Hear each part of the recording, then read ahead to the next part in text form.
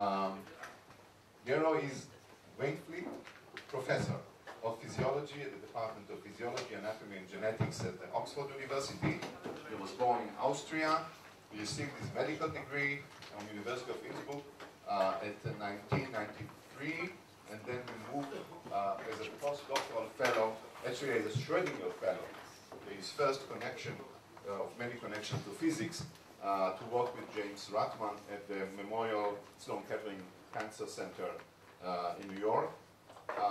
And then in 1998, he moved to open his own lab at Yale University School of Medicine.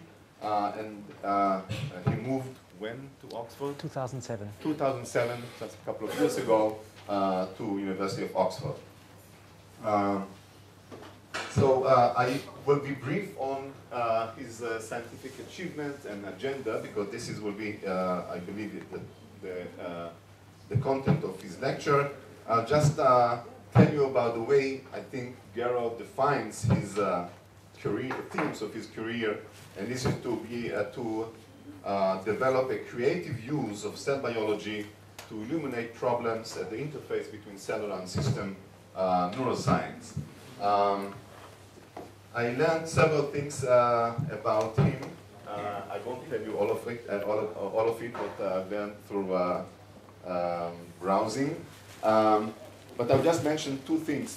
First of all, how he defines his beginning. Not beginning of optogenetics, but his beginning of his career in science. So what I've learned is that he wanted to be a writer. His father was a classicist, and despite, maybe because of that, his father discouraged him from being a writer and encouraged him to get into science. My sense is, from the way he described his own beginning, that he has an abstract, a formal perspective of science, and it's fantastic to hear such a view of science coming from hardcore technologists and neuroscientists. But he also, again, also describes biological engineering as some sort of a poetry. Again, an interesting perspective.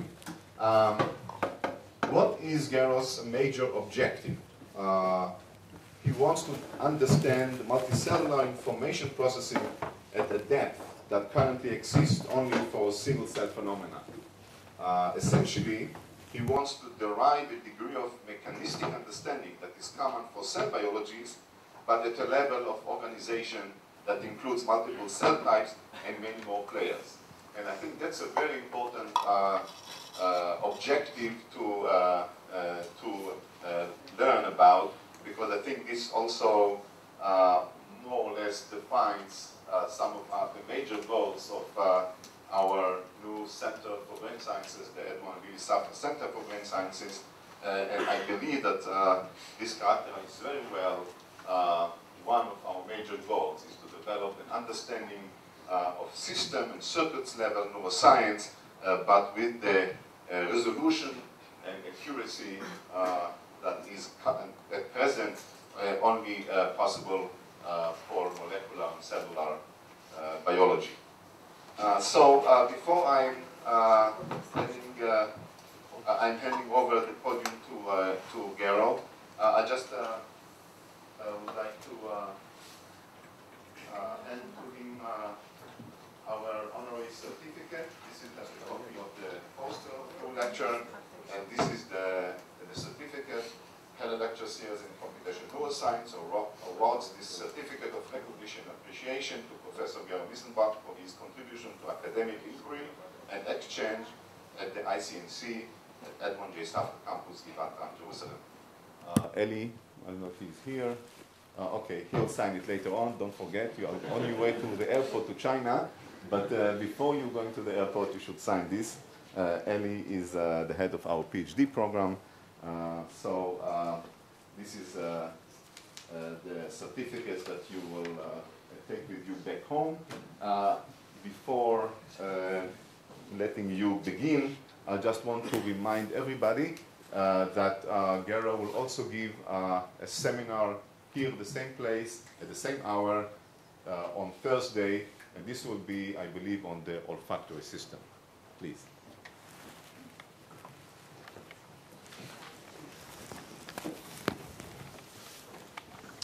Thank you. Thank you very much, Chaim, for the kind introduction, the invitation to be here. It's a true honor to be invited to speak to you and to speak to a full house. What I've put up here is a dictionary entry of a dictionary of the future, maybe 10 years from now. A dictionary might actually contain an entry for the word optogenetics, which I think is not particularly well chosen, but we are stuck with it. It describes an emerging field that combines a branch of biotechnology that combines genetic engineering with optics, with light, to both observe and to control genetically targeted groups of neurons, often in the intact animal. So there are two prongs to optogenetic tools. There are ways that allow us to read the minds of animals by analyzing the function of specific groups of neurons that are genetically targeted through the emission of light. And then there's also the opposite direction of communication, a way that allows us to control distinct populations of neurons, again, in the intact animal by talking to them optically. I will not make this a technical lecture. Technology, I believe, is only as powerful as the problems that it enables us to solve. So instead, I will focus on one specific scientific problem that I think showcases the power that these technologies possess for understanding phenomena at the interface between cellular and systems neuroscience. So to really take apart how a neural system does what it does with a resolution that allows us to see which wheel impacts with which gear to make the system work.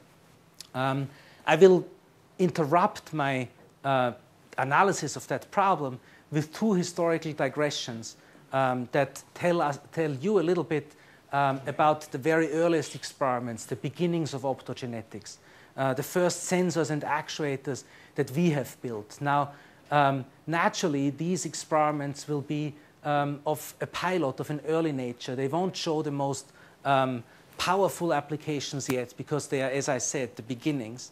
But I think it's important to not forget those as well and to show that often things that have a broad impact have beginnings that are not all that auspicious in some cases.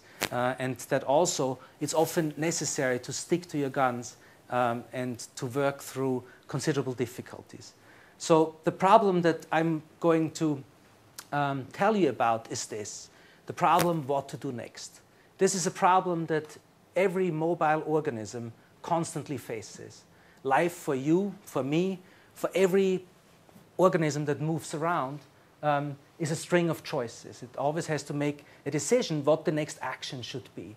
Those actions can be very trivial. For instance, whether I point the laser pointer there now or not, whether you should cross your legs or not, to the very, very important, such as who to marry and what profession to enter. There's a significant school of thought that thinks that actually the need to answer that question, what to do next, is the main reason why animals have brains, and the need to answer that question better and better is the main driver of evolution of the nervous system. Now, in fact, you don't even need to have a nervous system to make intelligent decisions. The idea that the need to decide is actually the main reason for having a nervous system was expressed very early on with his inimitable knack for the quotable aphorism by one of my predecessors in Oxford, Charles Sherrington, who said that life's aim is an act, not a thought. So in other words, we don't have brains to think deep thoughts, but rather to make sure that we have our limbs at the right moment in the right place. Now, this is an example of a mobile organism that behaves intelligently but doesn't have a brain. What you're seeing here is E. coli chemotaxing around in a sea of chemicals. And you see that each of these bacteria, in this movie that Howard Burke took about 40 years ago now, each of these bacteria is not being knocked around by Brownian motion, as you might expect on basic physical grounds, but rather moves about its world with purpose. You see these long, straight runs that individual bacteria make, and then there's occasionally sort of a tumbling reorientation when a bacterium changes direction and tries something else. Now, the circuitry that underlies this form of decision-making and this form of behavioral control is worked out down to atomic detail. The bacterium essentially has two kinds of behaviors that it expresses. It can either go on a long, extended run, and it does so when it chases something that it thinks is good. So it has chemoreceptors in its outer membrane, and it compares the occupancy of these chemoreceptors at intervals of about 3 seconds to the occupancy state at the previous interval. If the occupancy is increasing, meaning things are getting better, the environment is getting more nutritious, the bacterium continues straight on its path. So there's a simple form of short-term memory, and then a decision is made as to whether to continue or whether to try something else. If the bacterium senses that things are getting worse because the receptors get less and less nutrients that occupy them, it reorients. And the mechanism of reorientation is one of these tumbling random choices of trying a different direction of movement. How that reorientation is done is, as I said, understood down to the level of atomic detail. One knows that how the receptors are coupled through two intermediary signaling proteins to a mechanism that controls the direction of rotation of the flagellum motors of the bacterium. So this is an example of where behavior has been reduced to wheels and gears. We are trying to do something similar, but with more complex behaviors that actually require a nervous system and that have one additional component that the bacterium does not have, and that is to be able to learn from its interactions with the environment, to, in other words, learn from experience. To do that, we study an organism that's highly complex. It's probably more complex than a jumbo jet. It has more moving parts than a jumbo jet. It's more complex than the most complicated engineered device on Earth. You probably have guessed it. I'm talking about the fruit fly, Drosophila melanogaster. We put the fruit fly to tasks that are essentially the equivalent of what I've just shown you for the chemotaxing bacterium E. coli. We also give the fly a choice between different chemicals that it senses, and then it has to decide whether to move toward or away from one of these two chemicals. We make the choice very simple by putting the flies into one of these custom-built chambers that contain a central channel where the animal walks up and down. And from the ends of these two ends of the channel, we pump in two different scents that fill these two half arms of the chamber and meet at the central choice point where they are vented to the side. So the fly essentially explores a one-dimensional chemical world, and whenever it reaches that central choice zone, it has to decide whether to keep going and try the other odor or to turn around and stay in its current environment. Now, to add spice to the situation, we can electrify the floor and the ceiling of the chamber, and so give the fly feedback on its choices by pairing a decision in one way, in favor of one odor or the other with an electric shock. And if the fly is reasonably intelligent, it should learn from that experience and then alter its behavior accordingly. And since there was optogenetics in my title, we can also replace these circuit boards with quartz glass windows and then use light to control specific neurons in the brain of the fly as it walks up and down.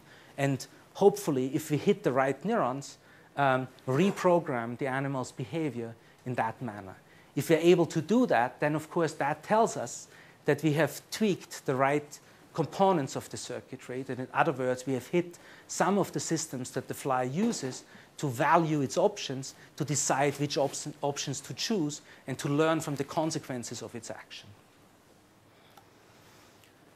To make this a more data-rich assay, we have combined 20 or so, yes, it would be nice if you could reduce the light levels a little bit. We have stacked 20 of these chambers into a structure that we call the apartment complex for obvious reasons. So each of these chambers contains a fly that walks up and down. The chamber is made out of plexiglass, so we can back illuminate it with infrared light and see the silhouettes of the flies that are then recorded like the movements of many citizens of the country in which I live now, Great Britain, by a security camera. And from the movement trajectories, we then have a direct readout of the animal's behavior. So it's as if we were standing outside an apartment building at night and observed the solitary inhabitants pacing up and down their apartments through the lit windows. This is how the experiment actually looks like. So these are records of some of these 20 flies, and their positions are automatically tracked. There's a crosshair over each silhouette, and the readout of an experiment like this then gives us a record of the animal's decision-making over an extended period of time. What I've plotted here is the position coordinate of 20 flies in the apartment complex over a time period of 20 minutes. So each of these squiggly lines here corresponds to the position of a fly as it walks up and down the chamber, and time flows from top to bottom. Initially, we put the flies into the chambers and we don't add any odors to the air. We just pump air in from the two ends of the chamber. And you see that the animals usually don't prefer one half of the chamber over the other. But as we offer them a choice between two odors, which here for simplicity are simply the blue and the orange odor, you can see that many of the animals possess an untrained or naive or innate preference for one of the other odors. So you see, for instance, this fellow here, as soon as we give him a choice, he spends all of his time essentially in the blue odor, sticks his nose into the choice zone, and as soon as he smells the orange odor, says, I don't like it, turns around and stays in the blue half. Some of his brothers, on the other hand, could not care less about the presence of the two odors, and they keep walking up and down, pacing the chamber as if the two odors were not present. And now what we're trying to do is reprogram the animal's preference for the blue odor that most of these flies prefer. And we do that by conditioning the animals, so by giving them 4 one-minute training periods in which we observe the animals going up and down their chambers. And whenever a fly makes a misstep, so in other words, it steps into the blue odor, the security camera detects the aberrant behavior and turns on the relay to that chamber and gives the fly a 60-volt electric shock to its feet. And so we do that 4 times 1 minute, and the results are dramatic. If you look down here, for instance, so this was our original fly that had a pronounced preference for the blue odor. That pronounced preference has been reprogrammed completely. Note that we have switched the positions of the two odors in the two chamber arms in this particular experiment just to control for any spatial bias in the apparatus. So the fly that initially was purely in the blue odor now spends all of its time in the initially avoided orange odor. There are other flies that have no pronounced preference, for example, this guy over here, who then acquire a preference, again, for the orange odor as a function of the reinforcement that we have given him through electric shock. For the population as a whole, the 20 flies that you have seen, there's a roughly 2 or 3 to 1 preference naively for the blue odor that then gives way to a completely reversed polarity after 20 minutes of conditioning. Now, if you look at what must be going on in the brain of the fly as it alters its behavior, it obviously must have, there obviously must be a physical substrate that allows the fly to respond to exactly the same stimulus in a completely different fashion. There must be a physical change that drives that alteration in the expression of behavior. And if you look at what must be going on in the heads of the flies as they stick their noses into the choice point and decide whether to turn around or whether to keep going, you can decompose that problem into this sort of slightly circular, bootstrapping kind of decision process. The fly must evaluate its two options, which in this case are very simple. It's stay in odor A or go into odor B. It then has to make a decision based on the value that it attaches to the two odors. So for example, if it has had a bad experience with odor A, the value of that option should go down, and that should be expressed in a lower probability of a decision in favor of that odor. And the results of that decision, meaning the feedback that the animal gets in the form of electric shock, should then alter the animal's internal model of its environment, which in this case is very simple, and through learning lead to a changed evaluation system. So the next time the animal re-encounters that same situation, its behavioral output should be different. It should make different decisions. Now, if you look at this circular scheme, you can see that, that memory, learning and memory, occupies a central place in this entire scheme. The feedback that the animal receives from the environment after it has made a decision is used to update the contents of memory through learning. And then the contents of memory must be read every time that the situation is faced again and has to be evaluated and a new decision has made.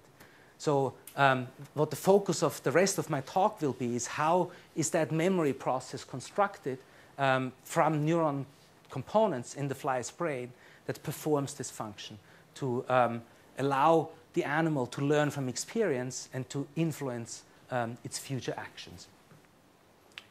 If you're an engineer and you were to, yes, please. How long do they retain this preference? The half-time of memory is about 90 minutes. So the memory decays with a half-time of 90 minutes. So what we are looking at here is short-term memory, not long-term memory. One can convert the short-term memory of the fly into long-term memory by giving the animals repeated training sessions, ideally sessions that are spaced. Okay?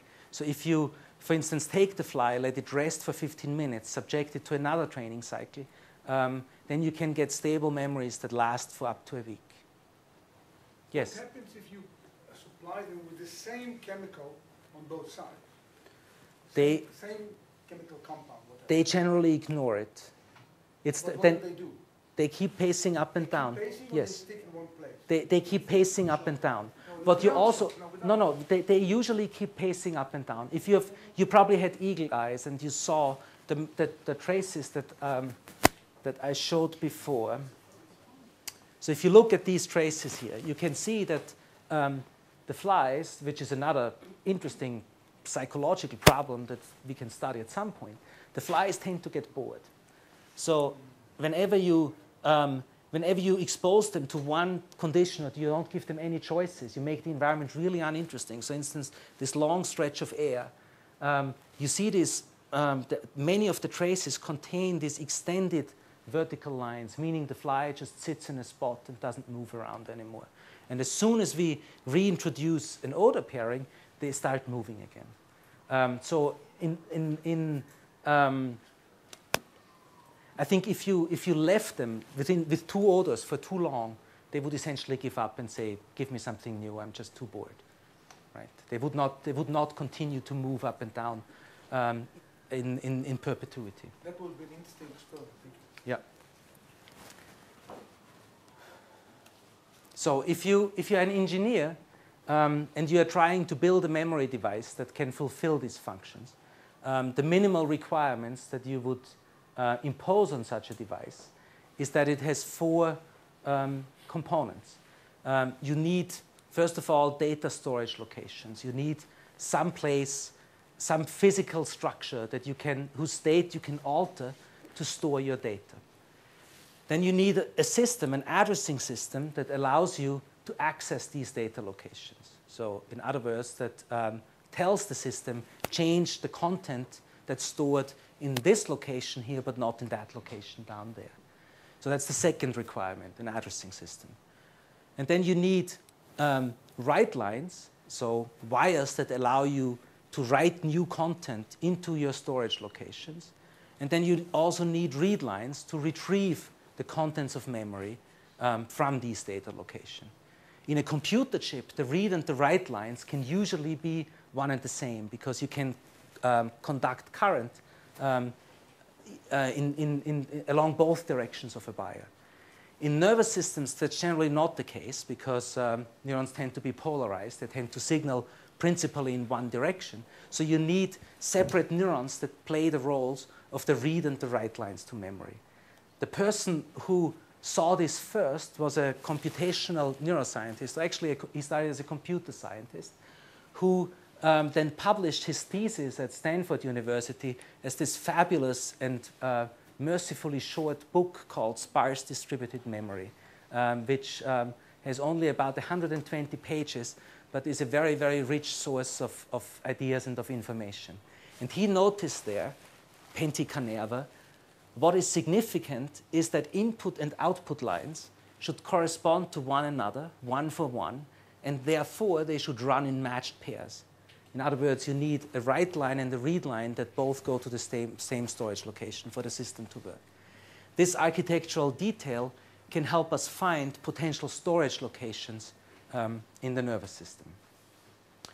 So in the circuitry that we know is involved in driving the adaptive behavior, the adaptive olfactory behavior of the fly, can we try and find these four essential ingredients that engineering tells us the system should have, namely data storage locations, an addressing system, read lines, and write lines. I will argue that we can and that we understand the function of at least some of this system in increasingly excellent detail. This is a brief overview of the relevant circuitry in the central nervous system of the fly. Obviously, the behavior is cued by olfaction, so it's olfactory inputs that somehow must factor into it. And you see the main olfactory pathway of the fly from the antennal lobe, which is the equivalent of the olfactory bulb, depicted up here. We start with the second order neurons, the projection neurons, that receive receptor neuron input that's not depicted here. These neurons then send their projections to a structure that's called the mushroom body, and the intrinsic neurons of the mushroom body are called canyon cells. There is expansive recoding of information between the projection neurons and the canyon cells. Each fly has about 150 projection neurons on each side and about 2,500 canyon cells. So the information undergoes a major transformation at the synapses between the projection neurons and these canyon cells. The canyon cells are then thought to form synapses with mushroom body output neurons that, as the name tells you, are currently completely unidentified. That's terra incognita. We have no idea what these neurons are.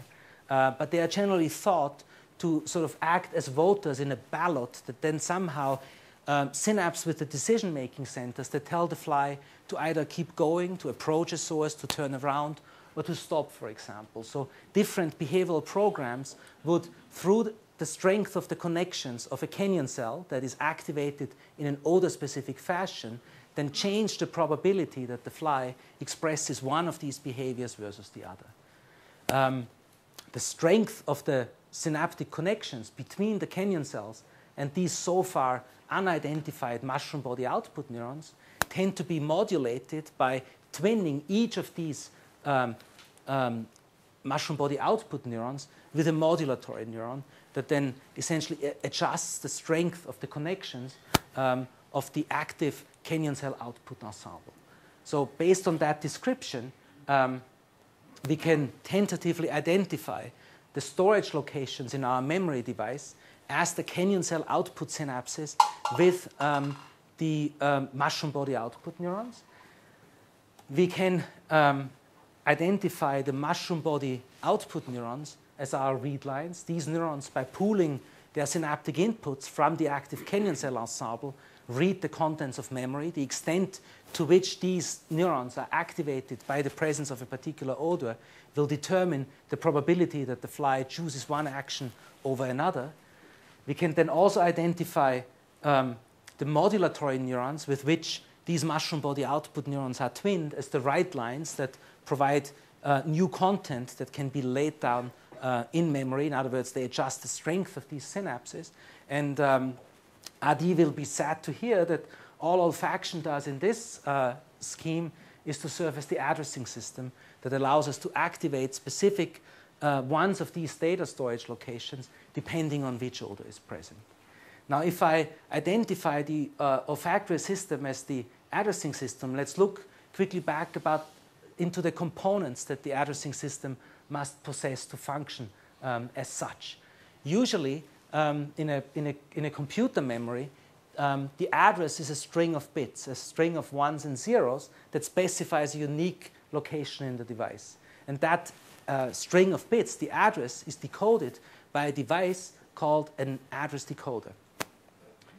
In the fly's olfactory system, I would posit that the representation of a scent of an odor stimulus at the level of the antennal lobe or the olfactory bulb consists of a string of address bits, a string of ones and zeros that essentially represents the pattern of odorant receptor activation in the periphery.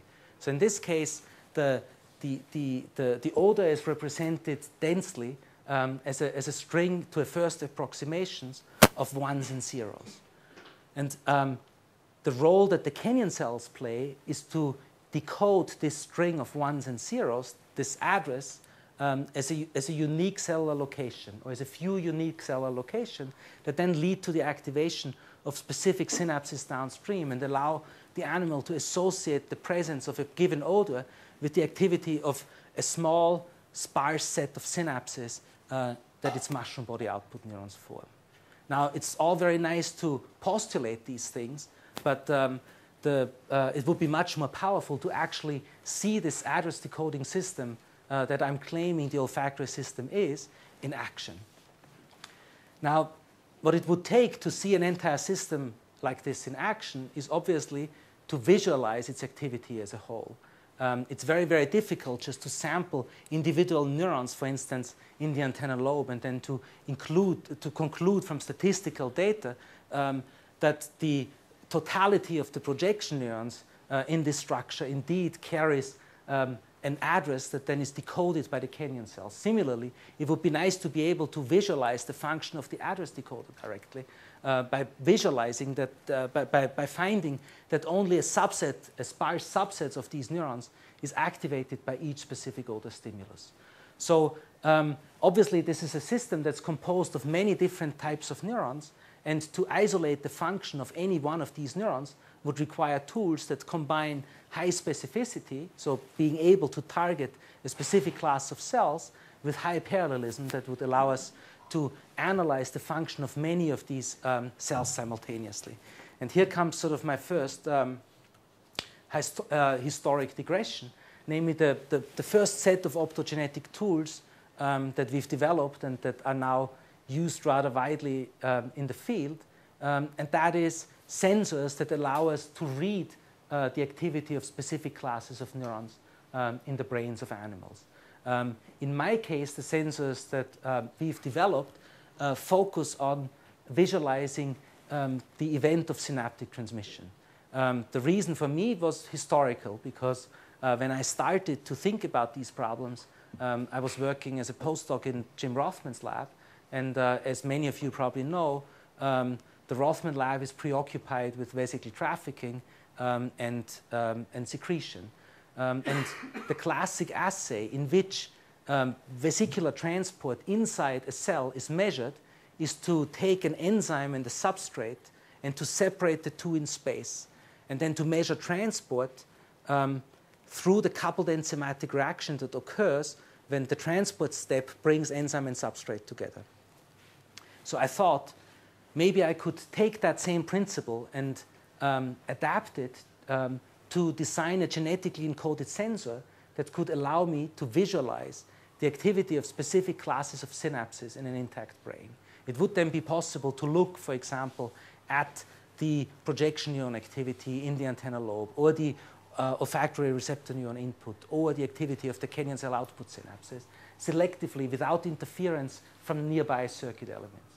So the idea that I tried to pursue was essentially to take, again, an enzymatic reaction, sequester enzyme and substrate, and then let synaptic transmission bring the two together. So if one had a way to anchor a light-producing enzyme, also commonly known as a luciferase, inside a synaptic vesicle, and that luciferase acted on a membrane-impermeable substrate that was present in the extracellular fluid, then the synapse should be dark under resting condition. But as soon as a synaptic vesicle were to undergo exocytosis, the luciferase domain would be disposed on the extracellular side, should be able to see its substrate, turn the substrate over, and the result of that reaction should be the production of a flash of light. So I tried various luciferases. I started with the commonly used firefly luciferase, but that was a miserable failure because the enzyme doesn't fold in the secretory pathway, and it's inhibited by salt concentrations in the physiological range. So I and a colleague, Gary Tanigawa, searched a large and increasingly exotic literature of bioluminescent organisms until we finally hit one that seemed to do the trick, and that is a luciferase that's produced by an ostracod shrimp that lives off the sandy shores of Japan. The system is studied by 2 groups in the world. Each of the 2 groups has a different name for the organism. It's depicted here. The shrimp has 2 glands. One contains a secreted luciferase. The other one contains a secreted luciferin. When the shrimp is terrified, it ejects the contents of the 2 glands. The enzyme and substrate mix in seawater, and a flash of blue light emission ensues, as shown here on the frontispiece of this book of a joint conference of bioluminescence in progress from the 1960s, in which I actually found this organism. So the question was how to get the gene that encodes the luciferase to build our sensor. And this was an incredibly difficult, frustrating experience because although one group had cloned the gene, they didn't want to give it to me because they said, well, you don't have the luciferin, so the gene is no use to you either.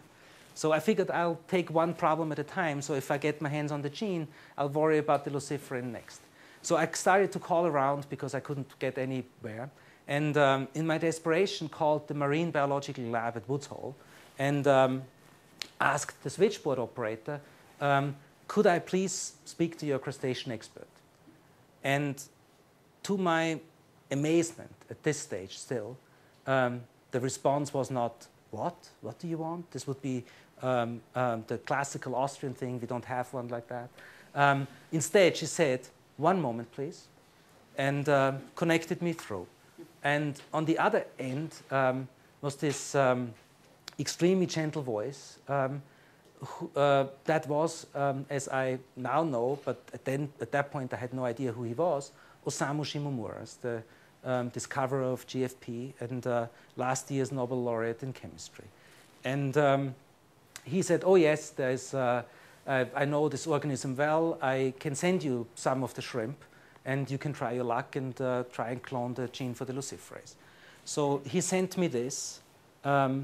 This is a little cardboard tube that contains, as he noted here very carefully, 10 grams of dried cypridina. So this is one of the 2 names of the organism. And he had collected them as a young man in 1944 and sun-dried them on the beach and kept them on a shelf. So I tried to isolate either RNA or DNA, which of course is hopeless from a sample like this. Everything is degraded. But the protein and the luciferase and the luciferin are still stable. So if you take a little bit of these little shrimp here, crush them in an Eppendorf cuvette, and rehydrate them, what you see in darkness is a flash of blue light. So this was a first step into the problem, but it was not a solution. So I went back to Shimomura, and he said, and put me in touch with a colleague in Japan who had access to some fresher samples that he then sent to me on dry ice. And I was able to pull out the genes. Shimomura sent me the luciferin. I fused the gene that encodes the luciferase to a synaptic vesicle protein, transfected neurons with it, went into the dark room, put my winter coat over the microscope because I knew the application would be rather photon-starved, and depolarized the cells with a bolus of high potassium solution. And this is what happened. So, and this is not quite real time. This is slightly sped up. So you can see that there were sort of light emissions that were gradually registering. This was photon collection that you just saw over about a 30-second period. If I overlay this pattern of light emissions with a vital stain of recycling synapses with a styrene dye, you can see that many of these light emissions actually match the location of putative active synapses. Some synapses, of course, are dark because they are formed by cells that have not been transfected with the sensor protein. And there's also ectopic emissions, presumably because glial cells also express the sensor that are present in these mixed cultures. So it was, this is dissociated rat hippocampal neurons in culture. So the experiment sort of worked. This was, I think, the first genetically encoded sensor of neuronal activity. But it did not really work well enough to make us jump up and down and go out and study the addressing system in the olfactory system of the fly. For that, the application was simply too photon-starved, too dim. It was sort of like this portrait of the young Max Planck, which has been taken at extremely low light levels and then amplified. So you can see the individual quanta hitting. That degree of unfavorable photon statistics make practical experiments impossible because they degrade your spatial and temporal resolution to an extent to be practically useless. So we went back and redesigned our sensor, and that sensor was then based on a version of the green fluorescent protein that we engineered so that the GFP fluorescence was quenched at low pH. As all of you probably know, synaptic vesicles are acidified, so and that they're acidified because there are proton pumps operating in their membranes that build up a little battery of power that is then used to drive the import of neurotransmitters. And we exploited that gradient with our green fluorescent protein that was dark at low pH, but fluorescence at neutral pH, so that when a synaptic vesicle undergoes exocytosis, the protein would become dequenched and start to emit light, and that flash of light emission could then indicate the event of synaptic transmission. That sensor became known as synaptofluorin and is now widely used. And I'll show you one example for our case to return to the problem at hand, the addressing system. What we're going to look at is the addressing bits at the level of the antennal lobe. Specifically, we've engineered flies genetically so that they express synaptofluorin only in the olfactory receptor neurons, so the first stage neurons that project to these so-called glomeruli in the antennal lobe, these discrete regions that collect all the synaptic input coming from receptor neurons that express just one class of odorant receptor. And we've opened up the fly, and we're looking with a 2-photon microscope into the fly's brain. And in the focal plane at hand, we can see about 8 of the 50 or so glomeruli in the fly's antennal lobe. And this is now real time. What you can see is that whenever we puff the scent of banana onto the antennae of these flies, 3 out of the 8 glomeruli that you can see in this focal plane respond with transient increases in fluorescence that indicate that the synapses that these olfactory receptor neurons form become activated by the presence of the odor. So at the level of the antennal lobe, the representation of a scent such as banana is really a dense string of ones and zeros. If one looks at it statistically, the probability that any particular glomerulus gets activated by any odor is on the order of 30 to 50%. So it's almost, the coding capacity is almost maximized at 50% ones and zeros. Now, the address decoder has to function very differently. It has to take a distributed pattern of receptor activation that serves as a string as an address and decode it into a unique feature. So one would expect that if the canyon cells indeed function as address decoder, their activation pattern should be completely different. The activity pattern should be very, very sparse. Only a few of these cells should light up. The ones that receive coincident input from those projection neurons, those second-order neurons here, that make up the ones in the specific address. And if you look at this sort of two-photon image section through the canyon cell layer of the mushroom bodies, these cells have now been equipped with a genetically encoded calcium indicator. And you can see that whenever an odor, in this case also banana, is puffed on, only a very small fraction of the canyon cells actually become active by that odor. So the representation is indeed as sparse as would be expected for this system. There's one, perhaps two, perhaps three cells that light up at this concentration of stimulus. Now, what about the modulatory neurons, the right lines that actually function to update the contents of memory? We now understand how the fly addresses its memory locations. The addressing is done by activating a sparse set of canyon cells, depending on which odor is present. And to learn to associate that odor with a specific action that is advantageous to take whenever that odor is present, the weights of these synapses between the canyon cell axons and these hypothetical mushroom body output neurons would have to be adjusted by a right line that tells the system to update the contents of its memory. As you can see here, the circuitry is highly analogous to the cerebellar circuitry. It's the same principle that's shown here. The cerebellar circuitry actually was the one example that inspired Canerva to his insight that read and write lines must visit the same storage locations in matched pairs. In the cerebellar case, of course, the right lines would be the read lines would be the Purkinje cells, and the right lines would be the climbing fibers that accompany each Purkinje cells. Now, can we try and find the right lines that update the content of memory in the case of the fly? One way to go about trying to find the right lines would, of course, be to try and write an artificial memory. Imagine we had a sense of what these right lines might be, then their activation, whenever a fly chooses one odor over another, should actually lead to the formation of an artificial association. We should be able to update the content of memory just as if we had given the fly an electric shock, just by a targeted manipulation of the activity of these neurons in the brain of the behaving organism. Now, to be able to do that, we need a different tool. We need to be able to control the activity of a targeted set of neurons remotely and non-invasively.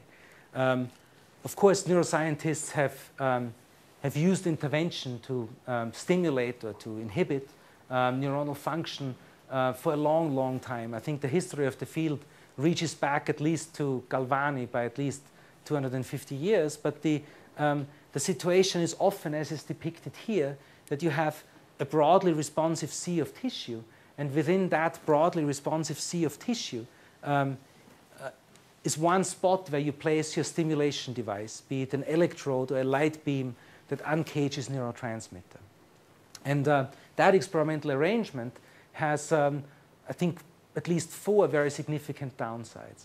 The first one is that, of course, you can usually stimulate only one or a handful of locations at a time because it becomes impractical to impale too many different locations simultaneously with electrodes. The second difficulty is that you don't really know what it is that you stimulate because you don't know what cells lie under your stimulation spot and how far your stimulus actually spreads in the tissue. The third problem is that the entire specificity of your intervention arises exclusively from the spatial relationship between the stimulation device and the underlying tissue. And if that spatial relationship changes, then the nature of your stimulus changes. And that, of course, makes experiments in moving animals incredibly difficult because you have to stabilize your devices very, very carefully. And the fourth problem, of course, is that you as the experimenter have to make the decision where to stimulate. That impedes discovery. So about 10 years now ago, we thought, wouldn't it be wonderful if one could take this logic and turn it upside down? Imagine you had a situation in which you could program a specific set of neurons genetically so that they and they alone knew to respond to a diffusely broadcast stimulus that would solve all four of your problems. You could address a potentially extended population of neurons simultaneously. You would know precisely what kind of neurons you target because you use a property that's expressed genetically to put your receiver into these cells that allows you to address them selectively. Since the cells themselves know that they are intended targets of stimulation, you don't have to know where they are, and their positions with respect to the stimulating field can move around. And that, of course, then also removes the impediment to discovery. You don't have to decide in advance where you're going to put your electrodes. So we developed sort of the mirror image to the light encoded sensors. And these are light-controlled actuators that allow us to transduce an optical signal into electrical activity. There's now, and as you're probably aware, the field has really exploded in the last 5 years or so. There's now a huge collection of these actuators, but they tend to fall into two broad categories. The first one, the ones that we started with, are actuators that are based on naturally light-sensitive proteins. In our case, these were proteins that we borrowed from the phototransduction cascade of flies, which have depolarizing photoreceptors. So the idea was to take the essential components, transplant them to a normally non-light-sensitive neuron, then hopefully being able to drive these neurons to threshold just by shining light on them. The second class, which we used later and which now also has many additional members, are channels that are normally not light sensitive, but that are rendered light sensitive through the addition of a photosensitive chemical. In our case, this is a heterologous receptor that's normally absent from the nervous system of interest, and that is gated by a ligand that's released from a photolabile cage. Udi Isakov and Rich Kramer's group have developed actuators in which the light-sensitive molecule is stably docked to the ion channel, so they can, and is reversibly photoisomerizable, so you can control channel function in this way. And of course, in the group of the naturally light-sensitive proteins, we now have channel rhodopsin and halo rhodopsin, and so forth. So our first experiments, as I said, used the phototransduction cascade of the fly, in particular 3 light-sensitive proteins that we expressed, again, as in the sensor case that you saw before, in hippocampal neurons in culture, along with a GFP that allowed us to identify the transfected neurons. And then we, when we stuck an electrode into these neurons and recorded their membrane potential, we saw not much happening in the dark except the occasional postsynaptic potential. But the situation changed dramatically when we turned on the lights.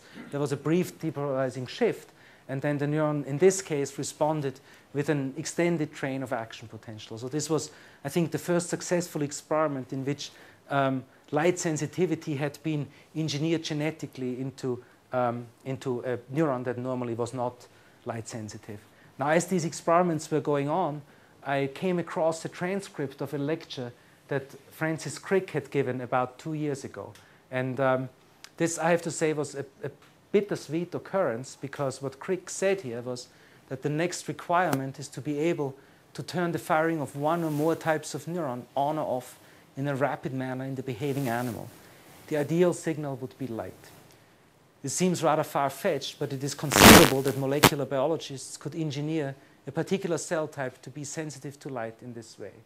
It was bittersweet, as I said, because it was, of course, validation on one hand that the idea that we had was probably a good one. But on the other hand, somebody else had the idea too. So nevertheless, I took a preprint of our experiments and I sent them to Crick, and then I got a letter back with extremely fast turnaround.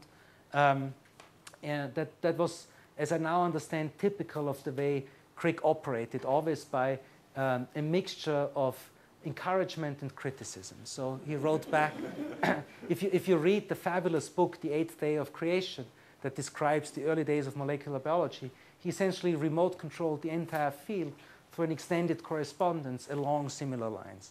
So he wrote to me that he read the paper with great interest, that he was excited to see that the system already works, at least to some extent.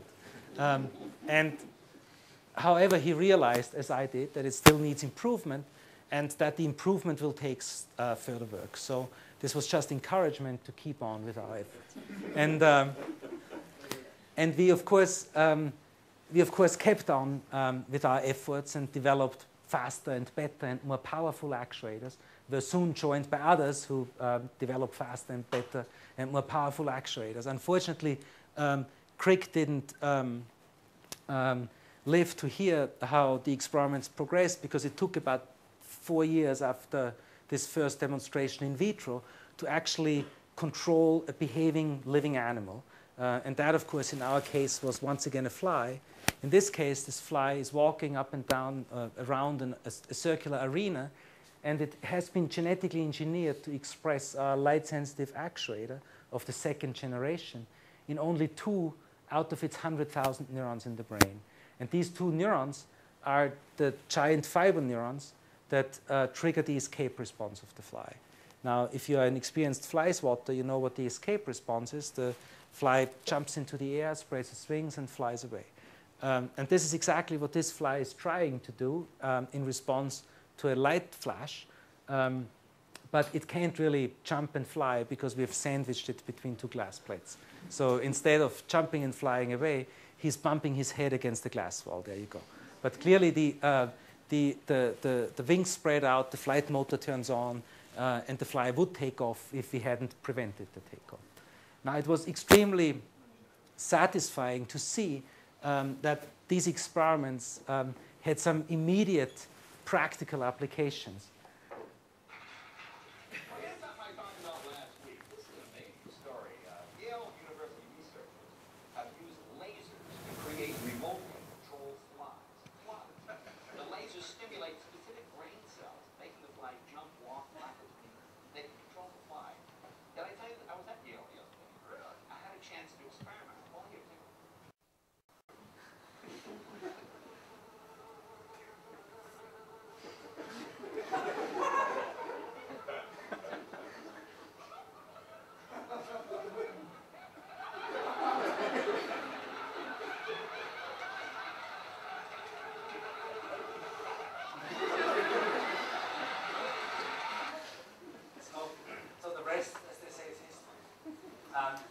So now we have the tools to actually control our right lines in the brain of the fly. And if we were to hit the right lines, we should be able to write directly to the animal's memory, and that should then lead to conditioned behavior without any external punishment or reward. So how could we find the right lines? Do we have any candidates that could play this role in the brain of the fly? And could we test the putative function of these neurons by just turning them on? Now, fortunately, there are some hints of what these right lines might be. There is a significant literature, again in Drosophila, mostly from mutants, that implicates dopamine as a key aversive reinforcement signal. So those of you who are familiar with the vertebrate literature generally associate dopamine with signaling reward. In flies, it's thought to be a reinforcement signal as well, but the polarity is switched. So in flies, dopamine is generally aversive.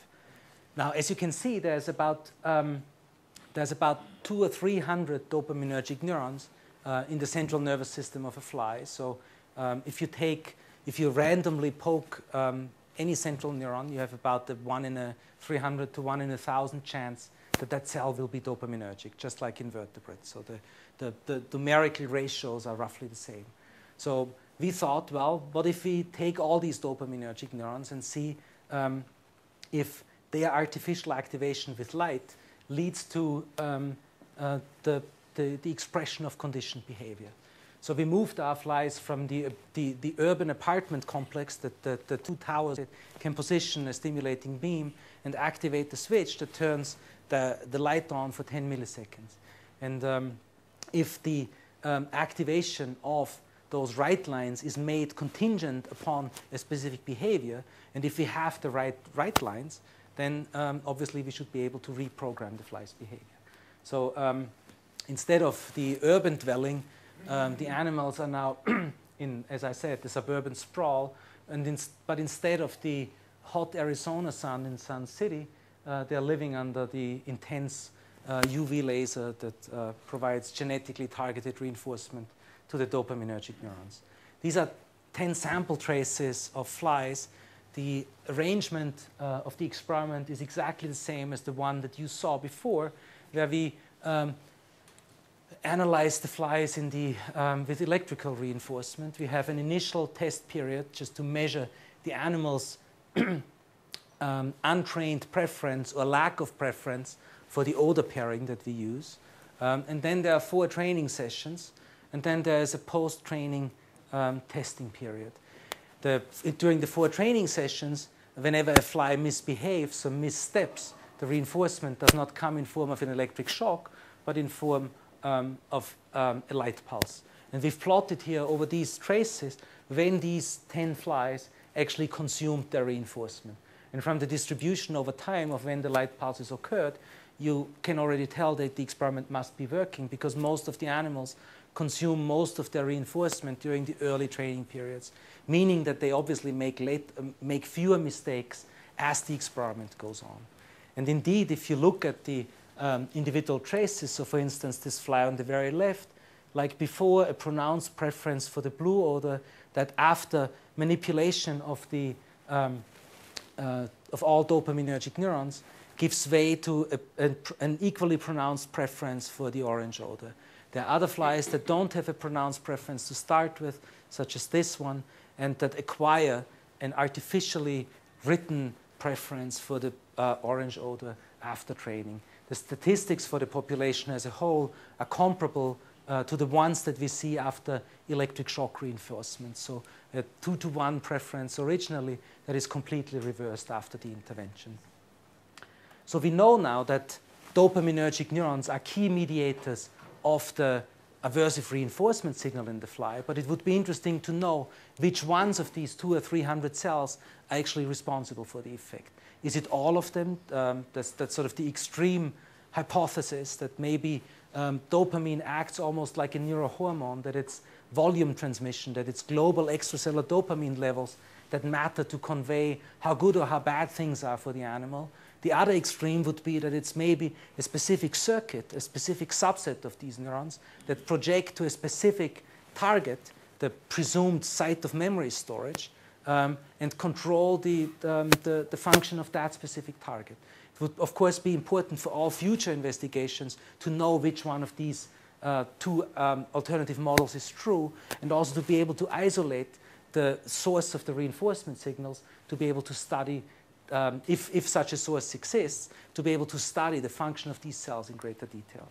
So we did an experiment whose logic was as follows. Imagine if we had a situation where we could render only specific subsets of dopaminergic neurons in the fly's brain genetically light sensitive, and then simply try whether the flies learn if we activate these subsets of neurons or not. Now, we did that on a small scale and were indeed able to distinguish sets of dopaminergic neurons that provided effective teaching signals from others that did not provide effective signals.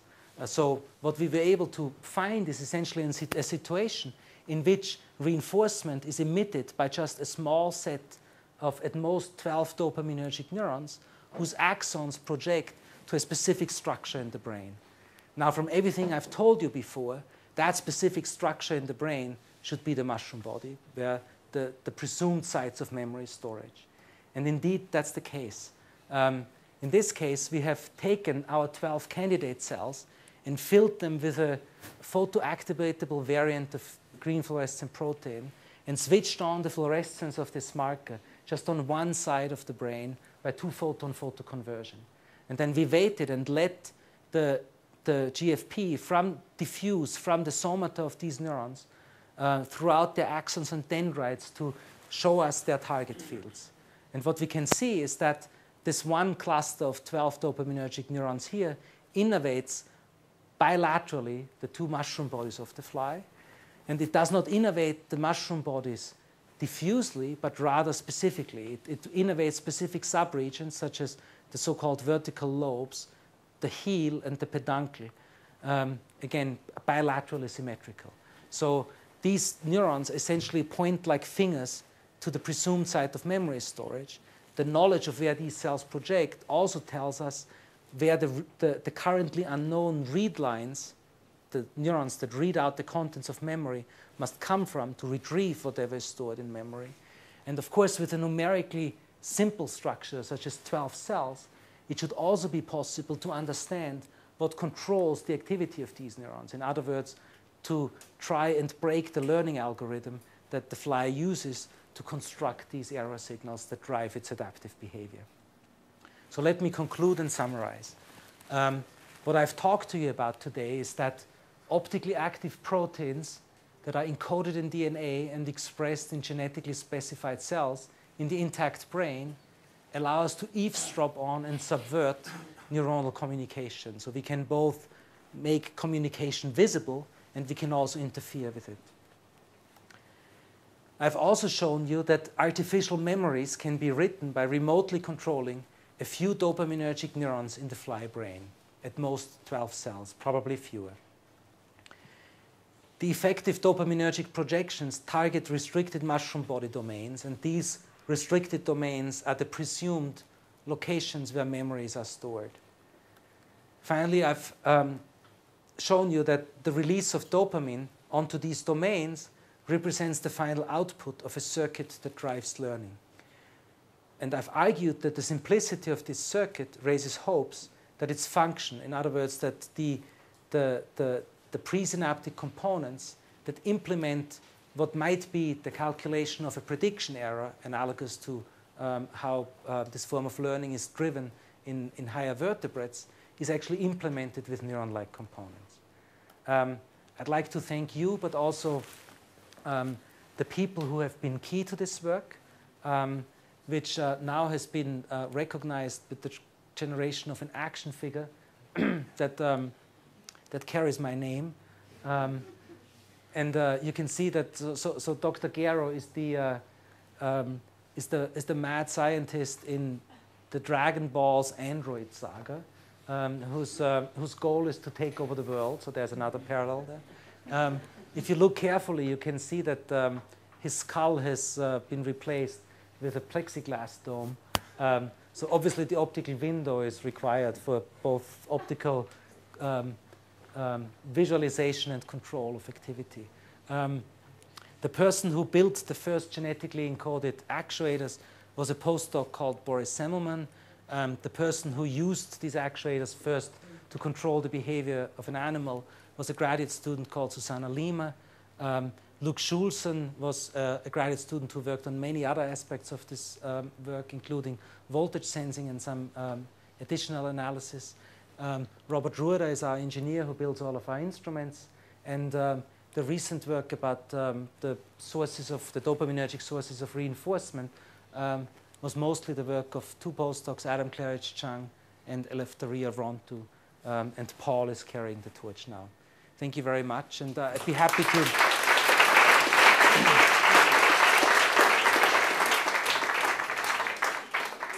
I'd be happy to answer any questions you may have. How will you be able to control only a subset of the dopaminergic cells? By relying on some of the randomness that's inherent in genetics. So if you take a promoter element that is specific for dopaminergic neurons, and you break that promoter element up into smaller fragments, you often find that these fragments label only a subset of these neurons, right? Then if you take that fragment and insert it into different locations on the genome, then the genomic context is different, and that genomic context exerts, again, an effect on the expression pattern, something called position effect. So by exploiting these two combinations, we were able to address specific subsets of the dopaminergic cells. Yes? Have you tried to give also rewarding stimuli? I'm sorry? Have you tried to give also rewarding stimuli? No, we have not. The reason why we have not is that it's more difficult to automate the delivery of a rewarding stimulus. For a fly, the rewarding stimulus is sucrose. And to give that in a temporally controlled fashion is much harder to automate than just to turn on an electrical, to flip an electrical switch. It's something we'd love to be able to do.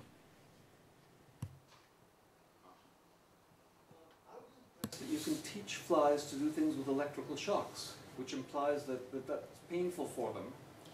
And it's interesting that not obvious that it would be painful, it might just cause a convulsion, and it's not obvious that a fly would feel pain in the first place, so that's nice. But is it possible that these 12 dopamine neurons you're talking about are really just nociceptors? They're really just neurons that when you activate them, they cause pain. And if I took one of my hairs or one of yours and pulled it and caused pain, that would probably only activate about 12 nociceptors. And I could train you to do all sorts of things by that. You're absolutely right. You could train me very effectively. And as you can tell, I've been trained very effectively. But there's a problem with, there's a fundamental conceptual problem with a model where it's just pain that drives learning. And that problem is one of an infinite regress, right? If everything painful that you experience changes the contents of your memory, you would not be able to exist, because the key thing and the key computation that these neurons perform in all likelihood is to measure not how rewarding or how painful something is, but rather how unexpected the reward or the pain is. That's the key computation that these neurons have to do. Once the animal knows that an odor reliably precedes the occurrence of the next electric shock, then it has a correct model of the world. It has understood the causal structure of the world. So any further learning that's driven by the pain itself would be detrimental, because your model is already correct. So then your model is incorrect, and your neurons would signal that again. So there's classic experiments in monkeys that show that dopaminergic neurons in the reward system actually show that property. They do not signal nociception. They signal the extent to which a reward in the monkey's case is unexpected. The use of the term pain in this case is not correct, because Graham Hoyle years ago showed with a grasshopper that a ganglion and a leg, no animal, no pain, no nothing. And every time the leg dropped down, he closed the circuit and got electrical shock. And pretty soon, the leg remained up. But it's not your leg that hurts, it's your brain that hurts. It's the animal's there was ganglion. no brain. It's the animal's ganglion that hurts, or his mushroom body that hurts. I don't think that, so we know nothing about the representation of pain. It's obviously hard to ask the flies whether they feel pain. But I think they can tell us, though, through their behavior, that they clearly have learned that this should be something they should avoid. I think we can agree on that. We can just take, we can take the animal's behavior as our arbiter. And based on the animal's behavior, I think the aversive nature of both the electric shock and the genetically targeted light intervention are unambiguous. Yeah, but have you found a right line, or have you just found a nociceptor? I believe I have found the right line. But obviously, to show that it's a right line is to show that it has that property that the activity of the right line changes as a function of how unexpected something is. And that's obviously what we're working hard to do right now. I go back to the technology because of the citation from Waynflete, and this is why light? Because light is actually quite complicated. I will not ask you today about optogenetics without this quotation, but how could he predict that it would probably be light? Why not some RF, some transmission of electricity, which is the natural signal for the brain, and that you could target cells that are can transmit the signal Right. back on Right. and receive the signal from the outside. So I think The that light is, for me, the light is very difficult to understand. is unintuitive. I've wondered about that too. And my own initial, so I knew nothing about Craig when we started this. And my first thought was also light would be the signal to use. And probably there's some just reason of culture. We all use light in our daily work. We image neuronal activity. So it seems a logical next step to try and also use light to control. It's not such a huge step. Then there's also a physical reason. I think that we all know that we can spatially pattern light very, very nicely. Whereas I think with a magnetic field, that's much more difficult. I think to focus a magnetic field down to a specific spatial region, if I understand correctly, is much more difficult. There are people now thinking about, well, what could one do with, could one find components that magnetosensitive organisms use, migrating birds, migrating fish, they all sense the magnetic field. And somehow that sense must be transduced into a neuronal signal, right? If one could find that mechanism, and if that mechanism proved portable, that could be a rather powerful stimulation device, I agree. But it's not clear. Optogenetics. Exactly. So I wonder whether at your next time you visit here, your next lecture, last slide was names to remember, and you pointed towards the slide with the laser. Next time you'll point it. I'll just point it to our exactly. brain, Yeah. to remember that. Before we conclude, I'd like just to use this opportunity to welcome another distinguished guest that we have here, Professor Dave McLaughlin, sitting here in the audience. He is a distinguished mathematician turned neuroscientist, and he's also the provost of NYU. And this is the first time that he visits Israel